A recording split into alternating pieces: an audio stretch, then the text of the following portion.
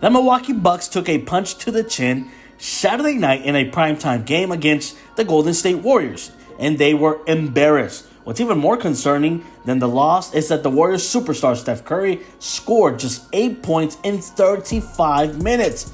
Milwaukee has been up and down much of the year, scrolling through the Eastern Conference standings.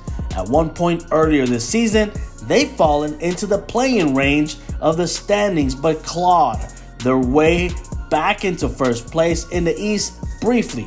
They currently sit in second place behind the Miami Heat by 2.5 games, with about a month remaining until the NBA postseason. While many are calling for the Bucks to repeat, I don't think it's quite simple.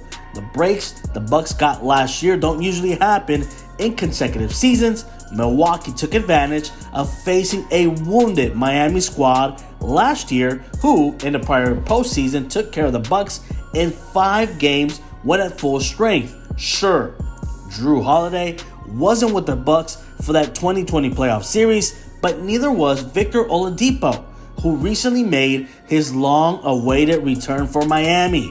If the Bucks and Heat match up in the playoffs this year, both at full strength, it'll be night-night time for the Milwaukee Bucks and their fans. Then everyone remembers last year's series against the Nets, where Kevin Durant almost single-handedly defeated the Bucks in 7 games. That big toe of Durant turned out to be the Nets' undoing. But that wasn't even a series until Kyrie Irving went down with an ankle injury.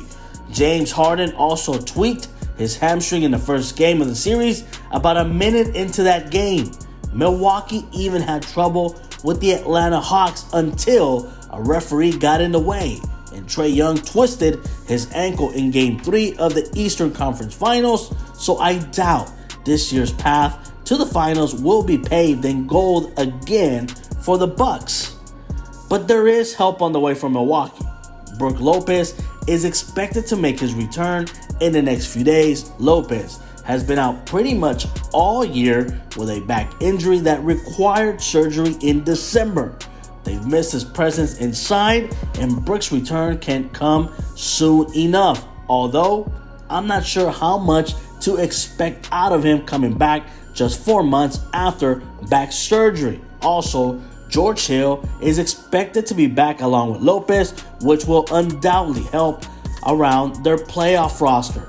Even with that good fortune, don't expect another miracle postseason run from these Bucks based solely on those additions to the lineup. This non-Big Three cashed in their chip last summer, and their luck is due to run out by the end of May.